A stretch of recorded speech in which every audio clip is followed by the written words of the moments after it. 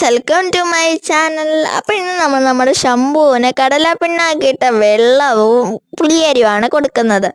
അപ്പോൾ അതെങ്ങനെയാണ് തയ്യാറാക്കുന്നതെന്ന് നമുക്ക് നോക്കിയാലോ, വായോ. അപ്പോൾ ഇതാണ് നമ്മുടെ കടലപ്പിണ്ണാക്ക്. എന്നെക്കൂട്ടുള്ള പിള്ളേർക്കൊന്നും അറിയത്തില്ലേ കടലപ്പിണ്ണാക്ക് എന്താണെന്ന്. അപ്പം നമ്മളിത് കുറച്ച് ഇതിനകത്തോട്ട് ഇട്ട് കൊടുക്കുവാണ്. കടലപ്പിണ്ണാക്കിന് നല്ല വിലയാണ്, അതുകൊണ്ട് നമ്മൾ 1 കിലോ വാങ്ങിച്ചിട്ടുള്ളൂ, കുറച്ച് ഇടുന്നുള്ളൂ.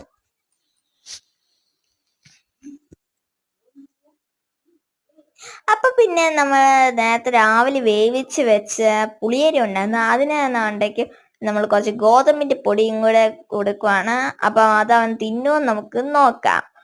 കുറച്ചേ ഞാൻ ഗോതമ്പിൻ്റെ പൊടി ഇടുന്നുള്ളേ. പിന്നെ ഞാൻ അവനെ അയക്കാൻ പോയി, അവൻ വരുന്നേ ഇല്ലായിരുന്നു. പിന്നെ വലിച്ചിട്ട് വന്നതേ ഇല്ല. ഞാൻ കുറേ ശ്രമിച്ചു, എന്നിട്ട് വന്നില്ല.